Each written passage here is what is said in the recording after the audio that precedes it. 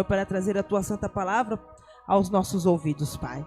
Eu te peço, Senhor, tira os comichões, meu Deus e meu Pai, e que a tua palavra, Senhor, meu Deus, venha penetrar no fundo e no profundo, Senhor, e ficar guardada, Senhor, na tábua do coração de cada um que aqui está, Pai. Usa ele, meu Deus e meu Pai, como o Senhor sempre tem usado. Senhor, derrama, Senhor, sobre ele o teu poder, a tua autoridade, meu Deus e meu Pai, a tua ousadia, Senhor. E revela a nós, Pai amado, aquilo que o Senhor já confiou ao coração do teu servo. Em o nome do Pai, do Filho e do Espírito Santo é que nós oramos e te agradecemos. Amém. A palavra está com o Iago e as palmas exaltam o nome santo do Senhor. Eu saúdo a todos com a santa e gloriosa paz do Senhor Jesus. Motivo de bastante alegria, mais uma vez estar com a oportunidade de fazer menção da palavra do nosso Senhor Jesus. Eu confesso aos irmãos que se o culto terminasse agora, eu já saía daqui com a minha alma saciada. Eu estou sentindo um tremor tão grande dentro do meu coração, irmão, de estar aqui. É algo que eu nunca passei na minha vida. E eu creio que Jesus, se ele não falar com todos, ele vai falar com pelo menos um, ou pelo menos comigo. Mas Jesus, ele vai falar nessa noite. Irmão, sem perca de tempo, aproveitando que os irmãos já estão de pé, abra a Bíblia comigo no livro do profeta messiânico, livro de Isaías. Seu capítulo de número 10, nós vamos ler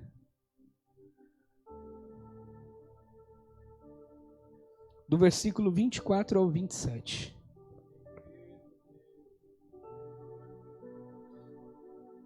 Quando a pastora Simone leu em Isaías no começo do culto, eu falei, Senhor, é confirmação. Quando o pastor Erivan falou para mim que eu iria ministrar, irmãos, eu comecei a orar ao Senhor para me revelar uma palavra. E eu confesso aos irmãos que eu abri a Bíblia, eu folheava de um lado, folheava de um outro. E sabe quando você lê a palavra e você fala, não é isso que o Senhor tem, não é isso que o Senhor quer. E hoje, quando eu cheguei do serviço, 6h30, eu parei o meu carro, minha esposa falou, vem tomar um café. Não, eu falei, pera aí que eu estou lendo. Eu falei, Jesus me deu uma palavra e eu preciso ler. Por isso que é bom fazer leitura da palavra de Deus, ter a palavra de Deus continuamente na nossa vida.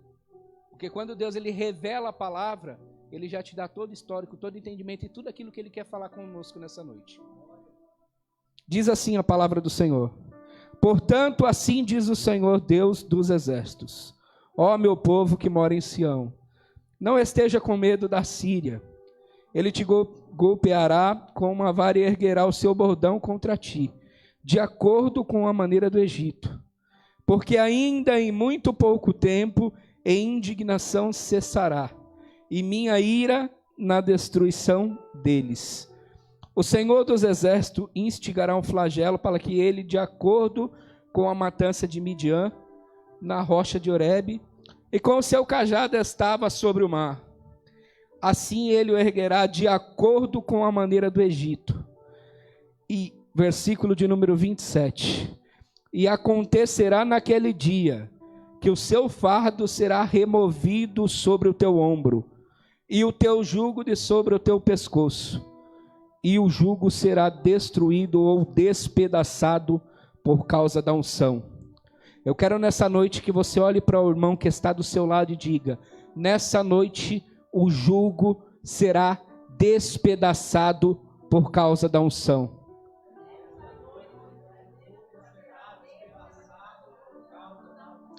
Você tem noção do que você profetizou sobre a vida do teu irmão nessa noite?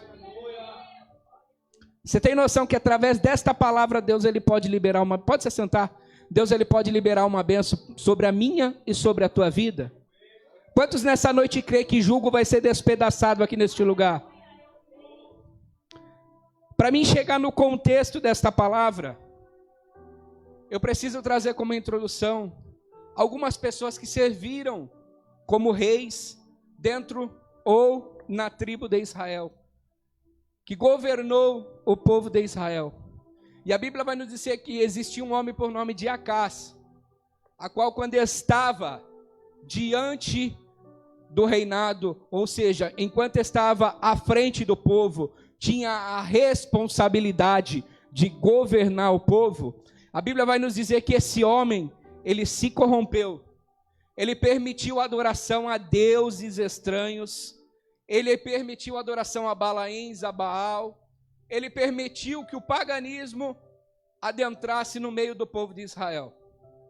E a Bíblia vai nos dizer que, por tais atitudes, Israel ela começou a pagar um determinado preço. Porque o pastor sempre diz, quando nós, como que é a palavra que você usa? Quebramos princípios, nós saímos debaixo daquilo que Deus estipulou. E quando nós saímos debaixo daquilo que Deus estipulou para a nossa vida, nós quebramos a nossa cara. E a Bíblia vai nos dizer que o povo de Israel quebrou princípios.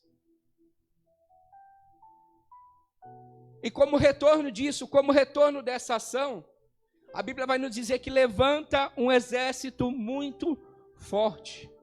Um exército a qual o povo era assírio, ou seja, o exército da Síria.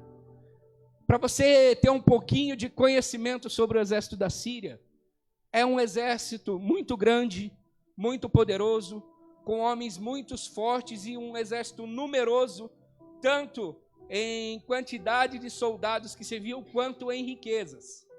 Era um exército potencialmente forte. E agora é um exército que vai enfrentar um povo a qual está falido, um povo a qual quebrou o princípio, um povo a qual estava vivendo no erro. E a Bíblia vai nos dizer que Israel, ele vem a se perder. E aí, com a morte desse rei, a qual quebrou vários princípios, a Bíblia vai nos dizer que Ezequias, ele vai assumir o reinado dentro de Israel.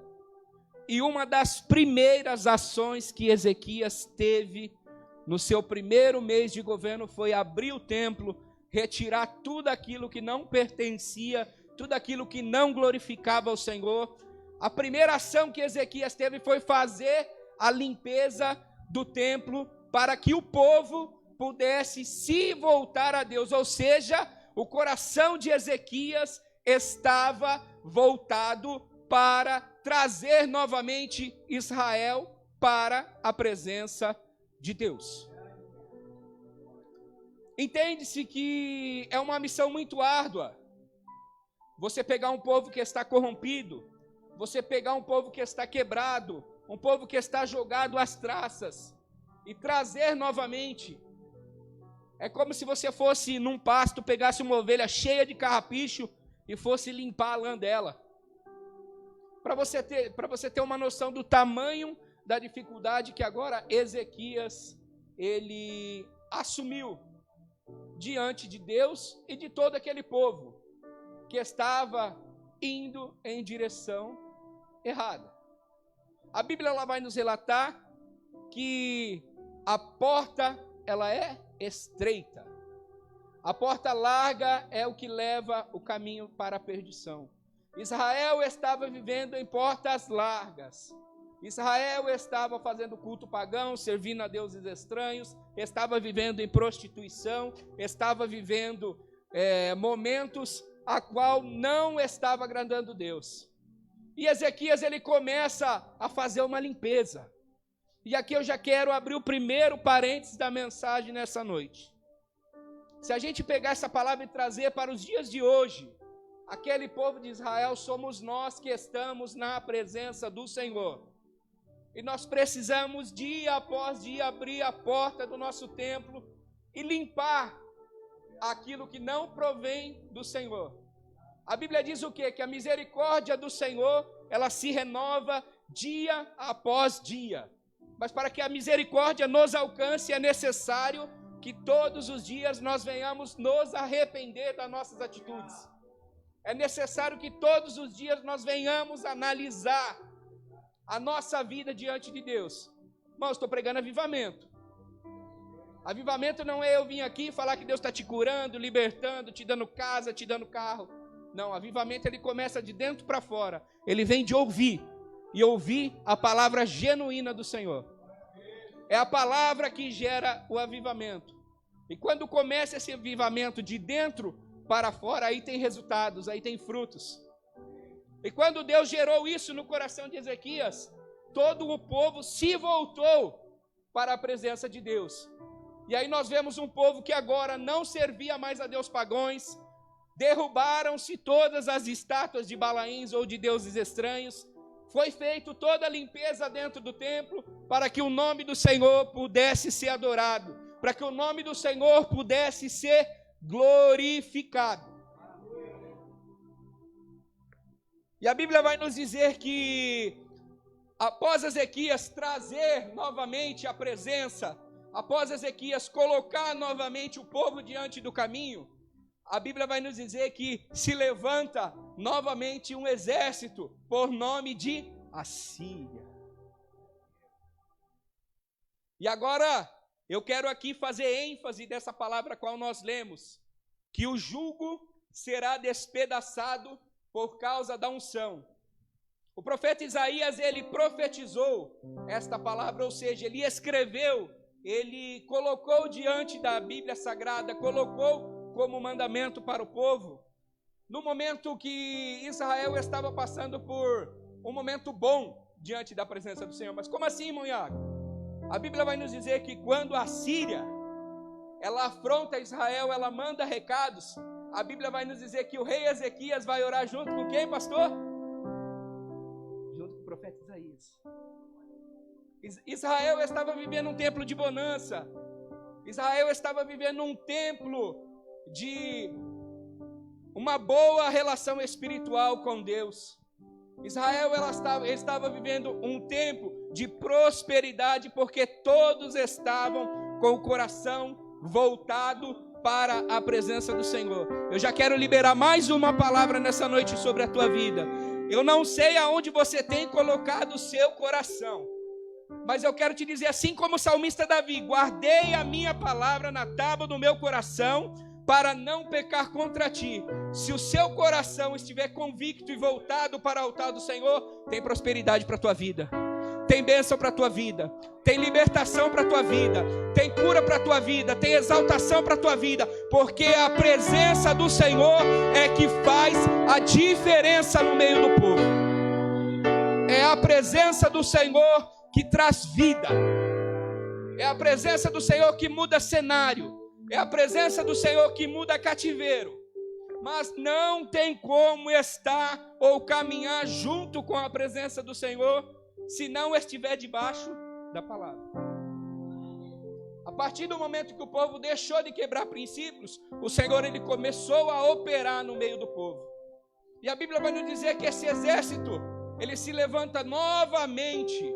E o profeta Isaías, juntamente com o rei Ezequias, dobrou o seu joelho para orar. E aí foi que essa palavra foi escrita, que o jugo seria despedaçado por causa da unção.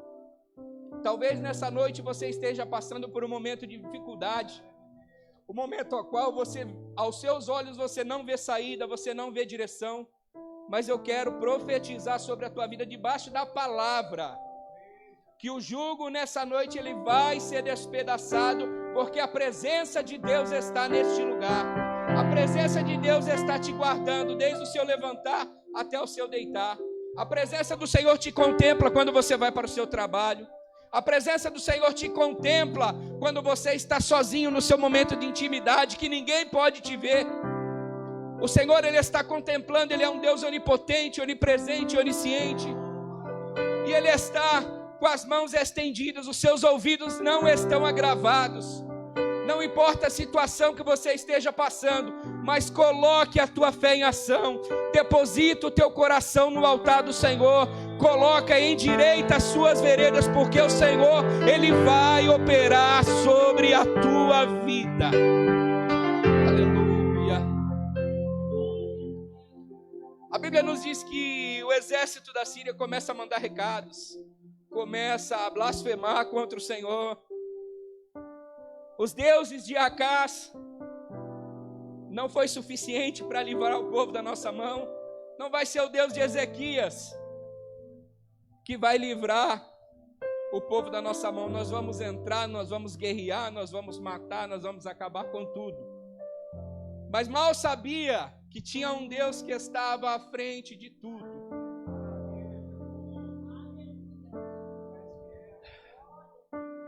E a Bíblia vai nos dizer que quando esse exército vem confrontar ou guerrear contra Israel, eles não precisaram nem pelejar, eles não precisaram nem lutar, porque a presença estava no meio do povo de Israel.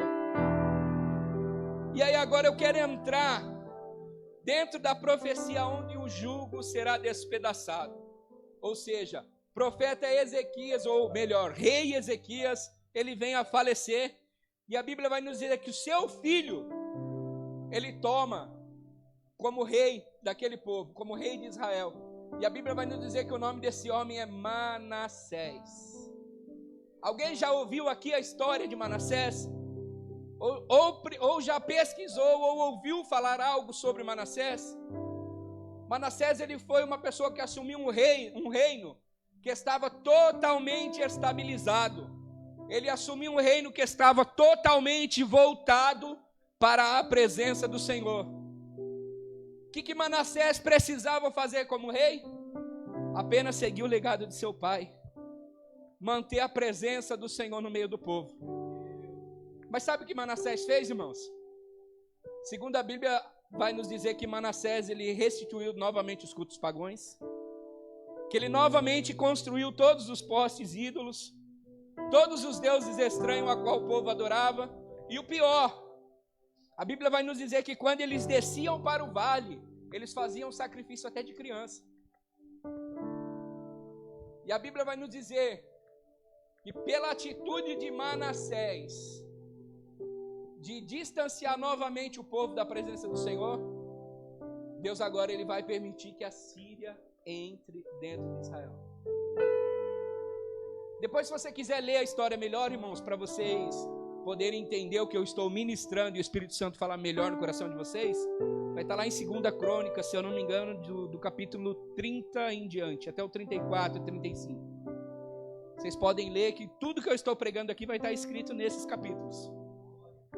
E a Bíblia ela vai nos dizer que agora o povo assírio, ele vence o exército de Israel, e como preço da sua ação, Manassés agora ele vai ser levado cativo, junto com o povo, mas de uma maneira diferente. Ele vai sendo levado todo acorrentado. E aí é onde vem a se cumprir essa palavra que o profeta Isaías escreveu. Sabe por quê? Manassés ele tinha tudo para ter o reino mais próximo e abençoado diante da presença do Senhor. Para vocês terem uma ideia, o rei Ezequias reinou por aproximadamente 22 anos. Manassés reinou por 55 anos. Você imagina o que o povo não passou na mão de Manassés?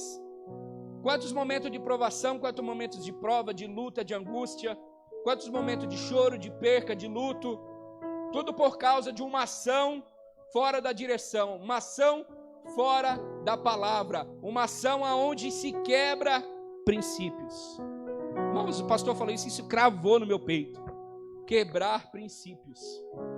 Nós venhamos todo dia fazer uma autorreflexão de como estão os princípios da nossa vida. Todo dia eu me levanto e pergunto: Senhor, será que o que eu estou fazendo está agradando a Tua presença? Eu posso ter todas as minhas falhas. Em todos os momentos que eu passei afastado da minha vida, eu nunca perdi o temor de Deus. Podia brincar com tudo, menos com a palavra. Porque eu sei do que Deus é capaz. Eu sei do que Deus pode fazer. Todo mundo... Será que precisa acontecer conosco igual aconteceu com Manassés? De ser levado cativo junto com um povo que Deus colocou nas suas mãos para ele governar? Deus permitiu ele assumir o reinado. E ele foi cativo. Só que tem uma coisa que me chama a atenção. Porque Manassés ele fez tudo isso para tirar o povo da presença de Deus. Só que quando a mão de Deus pesou, quando o povo foi cativo, quando ele foi arrastado, acorrentado, eu creio que ele foi humilhado, eu creio que ele foi espancado. A Bíblia não diz, mas eu creio que ele deve ter tomado uma surra. Para ter sobrevivido, ele deve ter apanhado e não apanhado pouco. Mas a Bíblia diz que ele se arrependeu das suas ações. Por pior que seja o erro que nós cometemos, por pior que seja aquele princípio que nós quebramos, Deus, ele é tão misericordioso que ele nos dá a oportunidade todos os dias de se arrepender. Ele nos dá a oportunidade todos os dias de buscar a presença dele. Ele nos dá a oportunidade todos os dias de sermos melhor. Não melhor que o irmão, que o fulano, bestano, ciclano, não. Mas todos os dias ser melhor do que eu fui ontem. Ser melhor do que eu estou sendo hoje. E o que será que eu vou ser amanhã? Manassés, ele tinha essa incógnita na cabeça. Porque, irmãos, para você perverter um reino, para você tirar um povo da presença do Senhor, olha o que Deus está falando. Para você tirar um povo da presença do Senhor, para se voltar contra os mandamentos de Deus, e depois você conseguir ainda misericórdia, irmãos, é uma humilhação, que o coração tem que estar totalmente limpo. Talvez Manassés se lembrou que seu pai Ezequias, quando assumiu o reinado, ele fez aquela limpeza no templo. Ele falou, meu pai, ele pode ter feito aquela limpeza no templo, que era material, que era construído de cimento, de tijolo, ou seja, de ouro, de prata, a Bíblia não diz. Mas ele precisava de uma limpeza interna. Ele precisava de uma limpeza sobre a tua vida. E trazendo essa palavra para os dias de hoje, eu já vou encerrar, irmãos. Trazendo essa palavra para os dias de hoje. Se a gente parar para analisar quem nós éramos no passado, o que nós passamos para chegar até onde nós estamos hoje, será que nós não podemos se comparar com essa história do povo de Israel? Outra hora nós chegamos todo cheio de carrapicho, todo sujo de lama, vivendo uma vida a qual não agradava a Deus, no lamaçal do pecado. E aí eu lembro do reinado de Acás.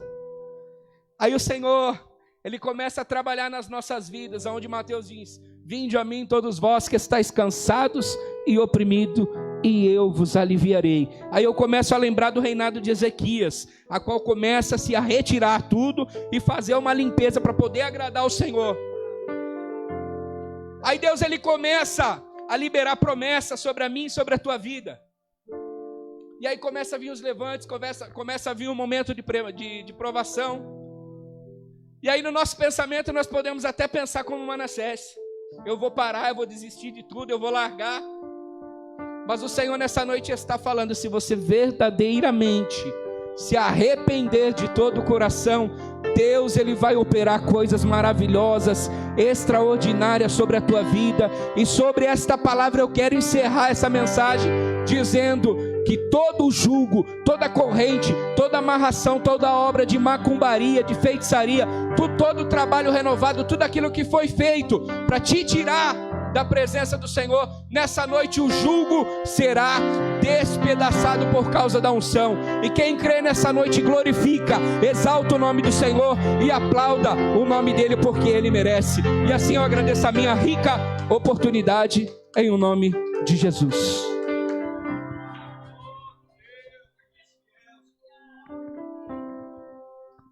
Aleluia. Você crê, irmãos? Amém? Glória a Deus. Palavra maravilhosa, é dessa forma, né, irmãos? Se nós cremos, veremos a glória de Deus. Que possamos refletir nessa mensagem, guardar no nosso coração e ver dentro de nós o que precisa ser mudado, né? E vamos sempre para melhor, para que nós possamos ser recebidos aos céus de glória, limpo, como diz o Salmo 24, né? Quem entrará, Senhor, no teu lugar santo? Aquele que é limpo de mão e puro de coração. Que nós possamos guardar essa palavra. Que Deus continue usando o nosso